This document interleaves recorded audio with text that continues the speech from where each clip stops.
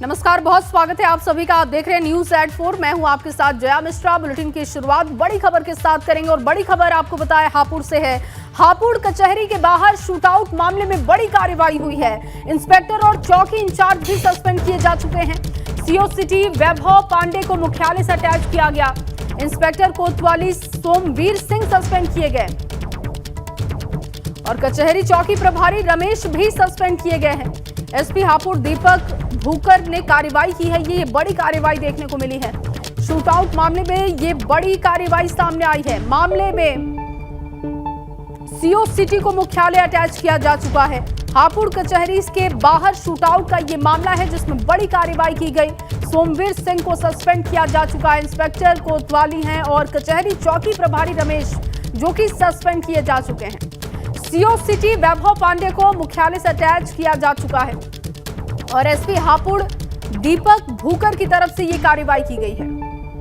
तो एसपी ने संज्ञान लेते हुए बड़ी कार्रवाई की है और देखिए तस्वीरें आपको दिखा रहे हैं। ये सीसीटीवी फुटेज सामने आया है। हापुड़ में जो कचहरी के बाहर शूटआउट हुआ, आरोपी की हत्या की गई, उस मामले में ये बड़ी कार्रवाई सामने आई है।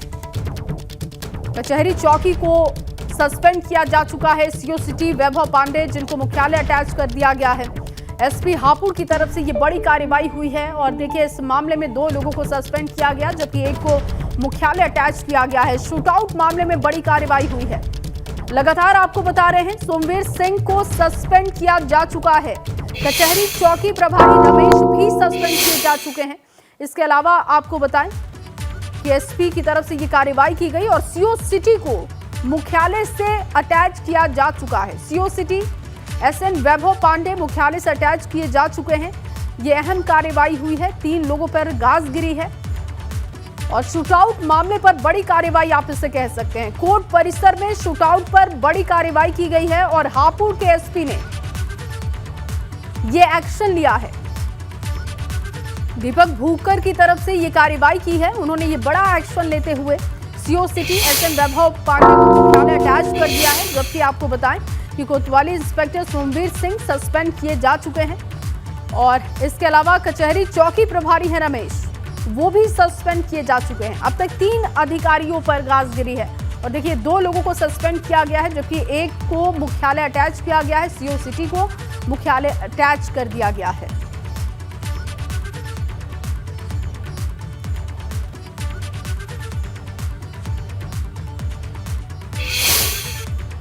उपरोक्त अभियुक्त 2019 में हुए एक हत्याकांड का मुलजिम था। उस संबंध में ही पेशी थी।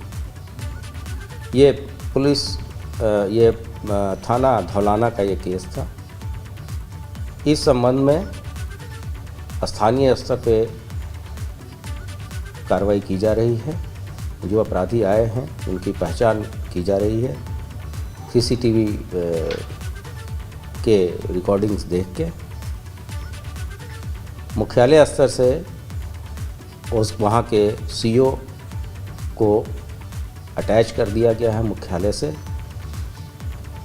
तथा एसएचओ हापुड़ तथा कचहरी के चौकी इंचार्ज जिनके क्षेत्र में वो एरिया आता है उनको निलंबित कर दिया गया है। तो देखिए आप प्रशांत कुमार का ये पूरा बयान सुन रहे थे और उन्होंने बताया कि किस तरीके से एक्शन हुआ है। साथ ही साथ हरियाणा पुलिस के संपर्क में भी हैं, इस बात की भी जानकारी उन्होंने दी। सीओ सिटी एसएन वैभव पांडे को मुख्यालय अटैच किया गया है जबकि कोतवाली इंस्पेक्टर सोमवीर सिंह को सस्पेंड किया जा चुका है। 2 अधिकारी कचहरी चौकी प्रभारी भी हैं रमेश, उनको भी सस्पेंड किया जा चुका है। यानी कि 2 ऑफिसर्स को सस्पेंड किया जा चुका है। एक को मुख्यालय अटैच किया गया है। इस बात की जानकारी खुद ADG law and order Prashant Kumar ने दिया और उन्होंने बताया कि हरियाणा पुलिस के भी हम संपर्क में हैं। गैंगवार इसको बताया जा रहा है। विवेक मेरे सहयोगी इस वक्त जुड़ चुके हैं। विवेक, ये बड़ी कार्रवाई हम कह सकते हैं क्योंकि सीसीटीवी फुटेज का सामने आना और ये पहली दफा नहीं है जब कोर्ट परिसर या कोर्ट परिसर के बाहर किसी की हत्या कर दी जाती है, उस पर फायरिंग कर दी जाती है। सुरक्षा पर सबसे बड़ा ये सवाल है और ये एक्शन होना बहुत जरूरी था। देखिए जया, पहली दफा नहीं है लेकिन लंबे समय बाद जरूर है। जी। ऐसी घटना लंबे समय बाद हुई है कि कोर्ट में कोई पेशी पर आया हो और उसको मर्डर इस तरह से दिन दहाड़े भरे बाजार में शहर के बीचों बीच गोलियों से बींध दिया जाए। तो शासन ने इसको गंभीरता से लिया है, संज्ञान में लिया है, क्योंकि दुस्साहस तो है ही, चुनौती भी है शासन के लिए कि अपराधी कोई इतना ज़्यादा दुस्साहसिक हो सकता है कि जिसको पुलिस की परवाह ना हो, कानून व्यवस्था की परवाह ना हो, जिसके अंदर भय ना हो कि पुलिस हाफ इनकाउंटर कर देगी या उसको गोली मार देगी या जो जिस तरह से गिरफ्तार करते हैं, पकड़ते हैं, जेल में डालते हैं, ये सब होगा। ये सब डर नहीं है। और इसको लेकर जो पुलिस की लापरवाही है वो अपनी जगह है। पुलिस की लापरवाही ये थी कि उन्होंने ध्यान नहीं दिया, कचहरी के आसपास सुरक्षा व्यवस्था पुख्ता नहीं थी। घटना हो गई, लेकिन हरियाणा पुलिस की बड़ी लापरवाही है, क्योंकि जो लोकल स्थानीय प्रशासन है, पुलिस है वहाँ पर हापुड़ का, उसको तो कार्रवाई के लिए निर्देश दे दिए गए। इंस्पेक्टर भी सस्पेंड हो गए, चौकी इंचार्ज भी सस्पेंड हो गए और अभी नीचे लेवल के कुछ सिपाही और हेड कांस्टेबल टाइप के लोगों के सस्पेंड होने की भी जानकारी। विवेक, मैं लौटती हूं आपके पास। तनुज भी इस वक्त हमारे साथ जुड़ चुके हैं, हापुड़ कोच परिसर के बाहर से बिल्कुल वो हमारे साथ जुड़े हुए हैं। तनुज, क्योंकि ये बड़ी कार्रवाई की गई है, 2 अधिकारियों को सस्पेंड किया गया जबकि सीओ सिटी एसएन वैभव को मुख्यालय अटैच कर दिया गया है। क्या अहम जानकारी इस खबर पर? और देखिए, लापरवाही तो वाकई एक बड़ी लापरवाही है। आप ये सोचिए कि सुरक्षा के तमाम पुख्ता इंतजामों की बात कही जाती है, पैदल बदमाश आते हैं, किसी गाड़ी या किसी वाहन से नहीं है, पैदल बदमाश आते हैं। गाड़ी से जब उसे कैदी को उतारा जाता है, हिस्ट्री शीटर लखन को, ताबड़तोड़ गोलियां यहां पर बरसा देते हैं और कोई सुरक्षा के इंतजाम नहीं थे। देखिए, कई पॉइंट्स हमें समझने होंगे और उन पर वो जांच के बिंदु भी हैं। पहली बात यह है कि जब हरियाणा पुलिस ऐसे हिस्ट्री शीटर लखन को यहां लेकर चल रही थी और यहां आ रही थी, उसको पेशी उसकी यहां पर होनी थी, तो क्या यहां हापुड़ पुलिस से संपर्क किया था? अगर हापुड़ पुलिस से संपर्क किया था तो क्यों यहां पर सुरक्षा का घेरा नहीं लगाया गया था? और हापुड़ पुलिस से संपर्क नहीं किया गया था तो फिर भी इस कचहरी के बाहर आप देखिए कि कचहरी के बाहर सुरक्षा होनी चाहिए थी। अब आपको यहां दिख रहा है, घटनाएं हो जाती हैं, वारदात हो जाती हैं और उसके बाद सुरक्षा का जो चक्रव्यूह है वो यहां पर रचा जाता है। अगर ये सुरक्षा यहां पर होती तो मुझे लगता है कि इस तरीके से जो बेखौफ बदमाश है वो यहां पर आकर लखन को ताबड़तोड़ गोलियां बरसाकर दिन दहाड़े मौत के घाट नहीं उतार जाते। सीधा सीधा ये हापुड़ पुलिस को चैलेंज है बदमाशों का। और सबसे बड़ी लापरवाही कि यहाँ सुरक्षा का घेरा था ही नहीं, जिसका खामियाजा ये रहा कि यहाँ बदमाश आते हैं, ताबड़तोड़ गोलियां बरसाकर पैदल ही भाग निकलते हैं। सबसे बड़ी बात यह है कि तीनों शार्प शूटर थे, क्योंकि जब यहाँ लखन को निशाना बनाया गया, ताबड़तोड़ पिस्टल से गोलियां बरसाई गई तो एक भी गोली मिस नहीं हुई। जो 2 गोलियां हैं वो जमीन में लगी थी। इसमें एक बड़े गैंग का नाम भी निकलकर सामने आ रहा है। तमाम ऐसे बिंदु हैं कि जिन पर जांच की जा रही है। अब आप ये देखिए कि लापरवाही हुई है और इस मामले में एक्शन भी हुआ है। जो एसएन वैभव है सीओ, उनको मुख्यालय से अटैच कर दिया गया है। जो यहाँ सीओ सिटी है उनको हटा के मुख्यालय से अटैच कर दिया गया है। इंस्पेक्टर सोमवीर सिंह है हापुड़ के, उनको सस्पेंड कर दिया गया है। जो कचहरी चौकी इंचार्ज है रमेश, उनको सस्पेंड कर दिया गया है। अधिकारियों पर कार्रवाई हुई है, लापरवाही पर कार्रवाई जरूर हुई है, लेकिन आप सोचिए कि जब इतनी बड़ी घटनाएं हो जाती हैं तो कार्रवाई हो जाती है। अगर पहले से ही तमाम चीजें सुरक्षा के पुख्ता इंतजाम हो जाते, आप देखिए कोई भी कचहरी परिसर हो, अगर मैं कुछ साल पहले की बात आपको बताऊं तो इसी तरीके से एक बड़ा कुख्यात हरियाणा पुलिस बागपत में लेकर आई थी और उस हरियाणा पुलिस पर भी इसी तरीके से हमला किया गया था, लेकिन उसको छुड़ा कर ले गए थे। उसका नाम था अमितुर भूरा। सबसे बड़ा पश्चिम उत्तर प्रदेश का जो डॉन है सुनील लाठी, उसका राइट हैंड है और उस अमित भूरा को हरियाणा पुलिस की गिरफ्त से बदमाश छुड़ा कर ले गए थे। मेरठ की अगर बात कर लूं कचहरी की, तो नितिन गंजा की गोलियों से भूनकर हत्या कर दी गई थी। 2015 में यहाँ पर भी राका नाम के एक बदमाश की हत्या कर दी गई थी। और आज ठीक इस कचहरी के ठीक सामने यही वो जगह, एक बार फिर आपको लेकर चलता हूँ, उस जगह पे दिखाऊंगा कि यहाँ पर भी जो हिस्ट्री शीटर है लखन, उसकी गोलियों से भूनकर हत्या कर दी गई। सवाल कई खड़े हैं कि आखिर सुरक्षा के पुख्ता इंतजाम का जो दावा किया जाता है वो कहाँ फेल साबित हो जाता है। हापुड़ पुलिस कर क्या रही थी? हापुड़ पुलिस की बड़ी लापरवाही हुई है। चूंकि आप देखिए कि पश्चिम उत्तर प्रदेश की बात करें तो लंबे अरसे से कोई इस तरह की वारदात को अंजाम नहीं दिया गया। देखिए बदमाश यहाँ आते हैं, ये देखिए एक गोली यहाँ लगी है और एक गोली यहाँ पर लगी है। इसी जगह लखन पाल की जो लखन है गोलियों से भूनकर हत्या कर दी जाती है। और सबसे बड़ी बात आप ये देखिए, कोई कवर फायर नहीं किया जाता। हरियाणा पुलिस के कई जवान थे, जब यहाँ पुलिस वैन से उतारा जाता है तो कवर फायर करना चाहिए था, लेकिन ये बताया जा रहा है कि जब वैन यहाँ खड़ी थी तो हरियाणा पुलिस के जो जवान थे एक सीधे वैन की तरफ घुस गए और 2-3 जवान जो थे वो यहाँ से भाग खड़े हुए। और इसी का खामियाजा ये रहा कि बदमाशों के हौसले बुलंद हुए, ताबड़तोड़ सीने में लगातार दोनों पिस्टल से गोलियां यहाँ पर उतार दी जाती है। कितना जघन्य हत्याकांड है, ठीक कचहरी के सामने है, जहाँ पर भीड़ भाड़ वाला इलाका है। शार्प शूटर थे, एक भी गोली मिस नहीं हुई, सिर्फ 2 गोली फर्श में लगी है, बाकी उसके सीने में उतार दी गई। और एक बदमाश मैं आपको दिखाना चाहूंगा, देखिए पैदल ही बदमाश यहाँ से भागे हैं। आप ये देखिए, ये गली है, इस गली से बदमाश भागे, एक बदमाश वहां भाग खड़ा हुआ था। पुलिस की नाकामी देखिए, गोलियां चलती रहती हैं, यहाँ दिन दहाड़े कत्ल कर दिया जाता है, लेकिन पुलिस कहा जा रहा है कि 1-2 पुलिसकर्मी मौके पे मौजूद थे, लेकिन किसी ने हिम्मत नहीं दिखाई। हरियाणा पुलिस के जो जवान थे उन्होंने कवर फायर नहीं किया। इतने बड़े हिस्ट्री शीटर को लेकर आ रहे हैं और उसके बाद यहाँ पर कोई सुरक्षा का इंतजाम नहीं है। इसी गली से होते हुए जो बदमाश हैं वो तीनों पैदल यहाँ से भाग निकले हैं। एक बाइक पर बदमाश था और उसके बाद आगे जाके उन्होंने गाड़ी लिया, गाड़ी लेके सीधे वो निकलकर, बताया जा रहा है कि एक बदमाश ने सूरजपुर में जाकर सरेंडर कर दिया। मतलब हापुड़ पुलिस की नाकामी का आलम आप ये देखिए कि बदमाश आते हैं, वारदात को अंजाम देते हैं, एक शख्स को दिन दहाड़े गोलियों से भूनकर हत्या कर जाते हैं। पुलिस देखिए पूरी प्लानिंग के तहत बदमाश आए थे, वो तमाम चीजें समझ आती है, लेकिन सवाल यही है विवेक, सवाल इसी बात का है कि जब आप किसी बदमाश को कोर्ट में पेश करने के लिए ले जाते हैं, किसी आरोपी को आप ले जा रहे हैं, तो सुरक्षा के जो मानक है कम से कम उसका ध्यान रखना चाहिए, क्योंकि इस पूरे मामले में रेकी की गई, रेकी के बाद गोलियां बरसाई गई हैं।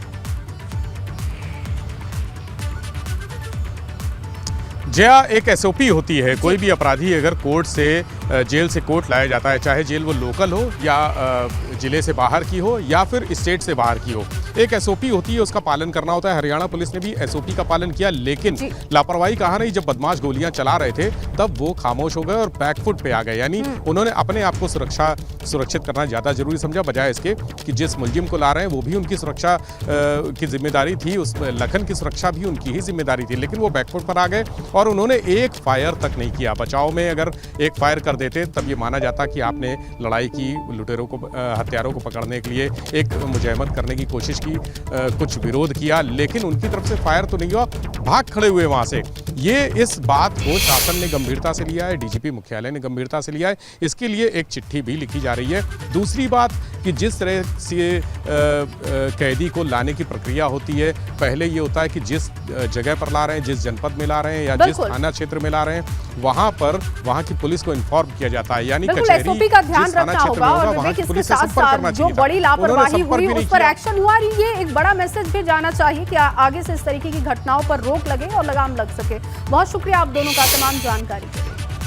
और यूपी में अब सीएम की मंजूरी के बिना नहीं होंगे तबादले, ये बड़ी खबर निकलकर सामने आई है। सरकारी कर्मचारियों के ट्रांसफर से जुड़ी बड़ी खबर आपको दे रहे हैं। तबादले करने के लिए अब मंत्रियों को सीएम से मंजूरी लेनी होगी। और देखिए समूह क, ख, ग और घ के तबादलों के लिए सीएम की मंजूरी आपको लेनी होगी। बड़ी खबर आपको दे रहे हैं, तबादले करने के लिए अब आपको सीएम की मंजूरी लेनी होगी। अगर किसी विभाग में मंत्री को तबादला करना है तो उन्हें सीएम से बात करनी होगी। इसके लिए अनुभव मेरे सहयोगी जुड़ चुके हैं। अनुभव, ये बहुत बड़ा फैसला हम कह सकते हैं कि आप डायरेक्ट अब ट्रांसफर नहीं कर सकते, इसके लिए आपको सीएम के पास जाना होगा, उनसे बात करनी होगी और मंजूरी लेकर ही तबादले आप कर सकते हैं। देखिए बिल्कुल, तो सरकार ने जो ट्रांसफ़र पॉलिसी हम कहें 22-23 के लिए जारी की, वो 30 जून तक थी, यानी सभी विभागों को जो ट्रांसफ़र करने थे वो 30 जून तक करने थे। और उस समय जो विभाग का अध्यक्ष होता है मंत्री के अनुमोदन से वही ट्रांसफ़र करता है। लेकिन जब इस बार हमने देखा, जब ट्रांसफ़र पॉलिसी आई, ट्रांसफ़र हुए, बहुत सारी गड़बड़ियाँ हुई, तबादलों में गड़बड़ियाँ हुई, खुद मंत्री को चिट्ठी लिखनी पड़ी, अलग अलग जगहों पर अलग विभागों में भ्रष्टाचार की बात सामने आई।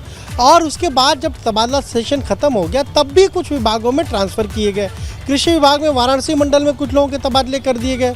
ट्रांसफ़र सीजन बीतने के बाद उसका असर ये हुआ कि वहाँ जो कर्मचारी हैं वो धरने पर बैठ गए। इसी तरीके से जो बिजली विभाग है वहाँ पर ट्रांसफ़र सीजन बीतने के बाद तबादले किए गए। पीडब्ल्यूडी में कुछ तबादले संशोधन के जारी किए गए, वो भी पॉलिसी जो थी ट्रांसफ़र पॉलिसी उसके बीतने के बाद जारी किए गए। स्वास्थ्य विभाग में जो गड़बड़ ट्रांसफ़र हुए थे वो भी ट्रांसफ़र पॉलिसी बीतने के बाद रेक्टिफाई करके जारी किए गए।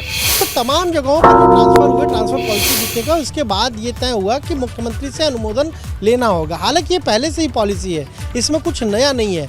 जब ट्रांसफ़र सीजन बीत जाता है तो उसके बाद किसी भी कैटेगरी के ABCD कोई भी, क हो, ख हो, ग हो, अफसर हो, बाबू हो, चपरासी हो, कोई भी तबादला करने के लिए अनुमोदन मुख्यमंत्री कार्यालय से ही लेना होता है। ये पहले से नियम है। हालांकि इस बार जो उत्तर प्रदेश के मुख्य सचिव हैं दुर्गा शंकर मिश्रा, उन्होंने एक शासनादेश यानी GO जारी किया है कि अब सभी विभागों को अगर कोई भी ट्रांसफ़र वो करते हैं तो उसके लिए मुख्यमंत्री से अनुमोदन लेना होगा।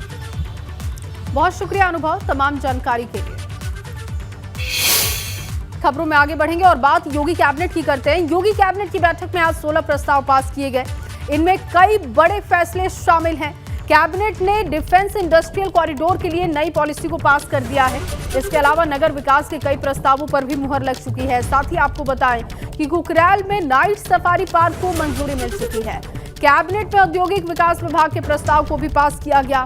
बुंदेलखंड में निवेश के लिए प्रस्ताव रखा गया है और इसके लिए इंसेंटिव का प्रस्ताव पास हो चुका है। इसमें अधिकतम लिमिट 500 करोड़ हो गई। बुंदेलखंड में इंसेंटिव की योजनाओं की अधिकतम समय सीमा 7 वर्ष हो गई। वहीं डिफेंस कॉरिडोर इंफ्रास्ट्रक्चर को बेहतर करने का भी फैसला हुआ।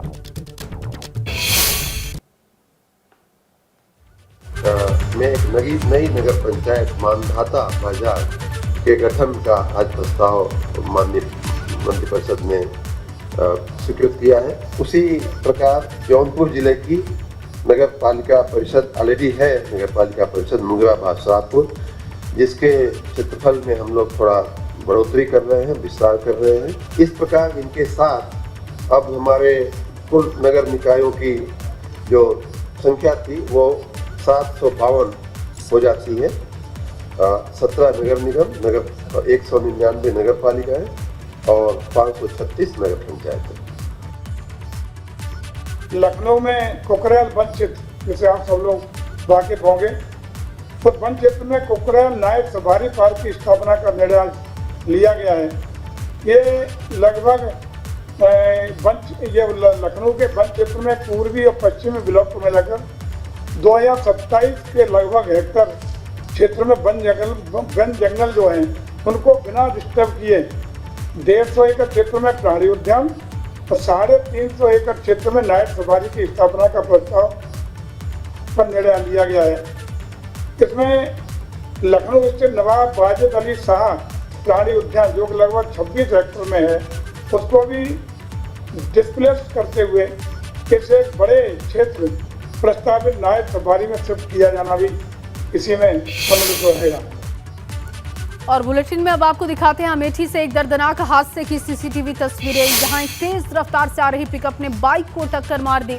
इस बाइक पर एक दंपति सवार था, दोनों घायल हो गए और इसके बाद गंभीर हालत में महिला को इलाज के लिए अस्पताल में भर्ती करवाया गया, जहां की इलाज के दौरान महिला की मौत हो गई। और दर्दनाक हादसे की ये तस्वीरें आप देख रहे हैं। देखिए किस तरीके से एक पिकअप गाड़ी जो कि बाइक सवार पति पत्नी को टक्कर मारता है और उसके बाद देखिए किस तरीके से वो दोनों ही नीचे गिरते हैं। इसके बाद गंभीर रूप से जो घायल थे उनको हॉस्पिटलाइज किया गया, लेकिन वहां पर पति की मौत हो जाती है। इलाज के दौरान महिला की मौत हो गई। और अब कन्नौज से खबर, जहां जमीन विवाद में दो पक्षों में जमकर मारपीट हुई। मारपीट का वीडियो सोशल मीडिया पर वायरल हो रहा है। सदर कोतवाली के मिस्ट्रीपुर गांव की घटना बताई जा रही है। घटना के बाद पुलिस कार्रवाई में जुट गई है। जमीन के विवाद में आपस में मारपीट की गई। देखिए किस तरीके से लाठी डंडे हाथ में लेकर एक दूसरे को पीटा जा रहा है। जमीन का ये पुराना विवाद था। इसी विवाद को लेकर ये दो गुट आपस में भिड़ गए, जमकर एक दूसरे पर लाठी डंडे चलाए गए। कोतवाली के मिस्ट्रीपुर गांव की ये घटना बताई जा रही है।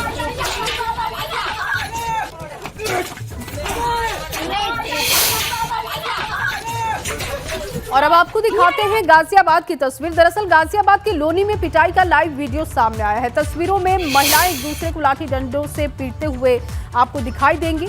पड़ोसियों से विवाद के बाद फायरिंग भी की गई है। इस बात की भी खबर है कि विवाद इतना ज्यादा बढ़ गया कि उसके बाद फायरिंग की गई है। आपस में ये दोनों महिलाएं भिड़ गई। और वहीं उन्नाव में ध्वजारोहण के दौरान फायरिंग का एक वीडियो तेजी से वायरल हो रहा है। पेपर फैक्ट्री में कल ध्वजारोहण से पहले फायरिंग की गई थी। वायरल वीडियो में 5 लोग दिखाई दे रहे हैं जो कि फायरिंग कर रहे हैं। और अचलगंज थाना क्षेत्र के जमुका स्थित पेपर मिल का ये पूरा मामला है। ये तस्वीरों में आप देख सकते हैं। देखिए जमुका स्थित पेपर मिल की घटना बताई जा रही है, जहां पर फायरिंग से अफरा तफरी का माहौल बन गया था और ध्वजारोहण से ठीक पहले ये फायरिंग की गई है। 5 लोग फायरिंग करते हुए दिखाई दे रहे हैं, जैसा कि आप भी तस्वीरों में देख पा रहे हैं। 2 लोग सामने खड़े हैं कतार में। एक व्यक्ति के सिर पर आप तिरंगे के रंग में टोपी भी देख रहे हैं। वो व्यक्ति किस तरीके से फायरिंग कर रहा है ध्वजारोहण से पहले, उसकी तस्वीरें हम आपको दिखा रहे हैं।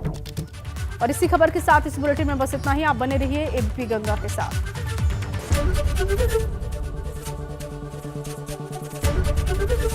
एबीपी गंगा, खबर आपकी, जुबान आपकी।